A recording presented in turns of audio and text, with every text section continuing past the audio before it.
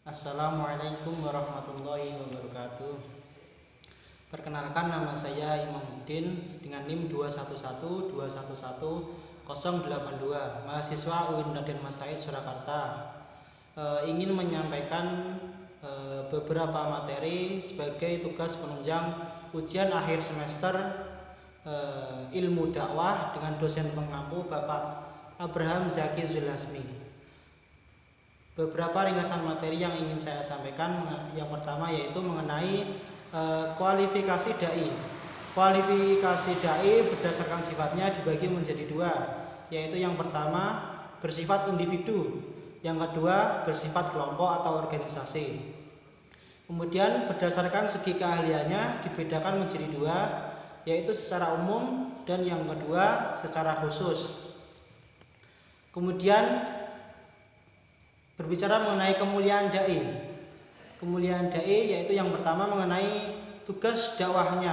Tugas dakwahnya adalah pekerjaan Allah dan Rasulnya untuk membimbing seluruh umat Islam ke jalan yang benar. Yang kedua, para pendakwah karena mereka adalah penerus dari Nabi.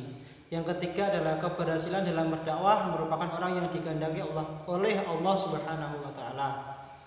Kemudian problematika dai yang pertama ada eksternal. Biasanya ditimbulkan oleh dua sebab. Yang pertama ditimbulkan karena akibat dari masalah internal dari dai tersebut. Yang kedua masalah eksternal, masalah yang berkaitan dengan dai secara umum. Yang kedua masalah internal. Masalah ini biasanya berasal dari dai itu sendiri. Contohnya mengenai masalah yang berkaitan dengan karakteristik yang belum dapat terpenuhi dari dai tersebut. Kemudian problematika berdakwah dai di masa pandemi seperti sekarang ini. Yang pertama mengenai pembatasan kegiatan tatap muka atau yang sekarang sering disebut sebagai PPKM. Kemudian yang kedua mengenai penyampaian dakwah yang dilakukan secara virtual atau tidak dapat secara langsung. Kemudian yang ketiga kendala sinyal dan peralatan yang digunakan dalam berdakwah. Kemudian materi yang kedua mengenai media dakwah. Media dakwah yaitu suatu kegiatan komunikasi keagamaan yang dihadapkan dengan kemajuan teknologi yang semakin canggih seperti sekarang ini. Kemudian pengertian media jika diambil dari bahasa Latin yaitu median, yang merupakan bentuk jamak dari kata medium. Apabila dari bahasa Arab atau media atau wasilah yang dapat diartikan sebagai al-uslah atau al-ittisal, yaitu segala hal yang dapat mengantarkan terciptanya sesuatu yang dimaksud.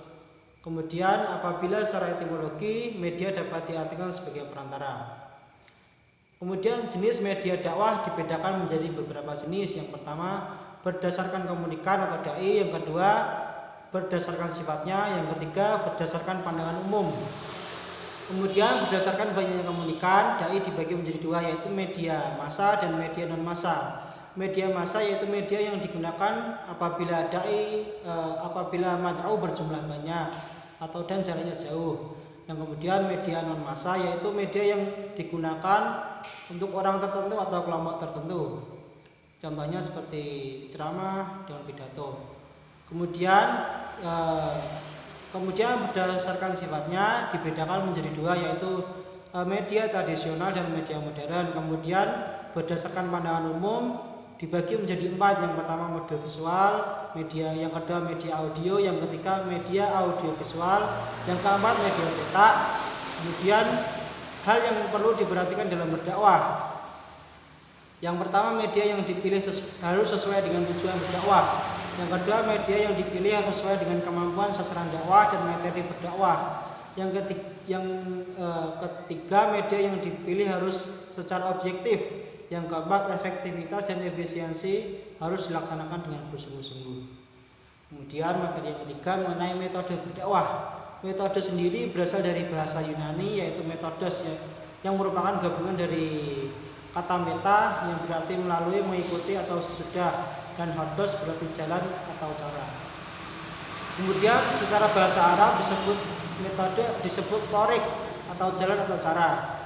Kemudian pendekatan dalam berdakwah adalah penentuan strategi atau pola dasar dan langkah dakwah yang di dalamnya terdapat metode dan teknik untuk mencapai tujuan tersebut. pendekatan dakwah yang sering dipakai oleh Nabi Muhammad yaitu yang ada beberapa jenis. Yang pertama pendekatan personal, yang kedua pendekatan pendidikan, pendekatan penawaran, pendekatan misi, pendekatan korespondensi, pendekatan diskusi. Selain itu, dalam berdakwah sendiri juga diperlukan beberapa strategi untuk mengatur suatu proses, mengarahkan dan menentukan cara daya untuk menghadapi sasaran dakwah. Kemudian strategi yang dakwah yang sering dipakai oleh Nabi Muhammad SAW saat di Makkah dan Madinah, yaitu yang pertama dengan cara membangun masjid, yang kedua mempersatukan persaudaraan sesama umat muslim, yang ketiga membentuk piagam Madinah, yang keempat dakwah melalui medan perang, yang kelima dakwah melalui surat menyurat. Macam-macam dakwah yang pertama ada dakwah fardiyah, yang kedua ada dakwah ammah, yang ketiga ada dakwah bil lisan, yang keempat ada dakwah bil hal, yang kelima dakwah bil tadwin, yang keenam dakwah bil hikmah. Kemudian metode dakwah yang digunakan Nabi Muhammad SAW ada berbagai metode. Yang pertama metode sembunyi-sembunyi, yang kedua metode secara terang-terangan, yang ketiga politik pemerintah, yang keempat surat menyurat, kemudian peperangan, pendidikan, dan pengajaran agama. Demikian beberapa ringkasan materi yang dapat saya sampaikan, semoga bermanfaat.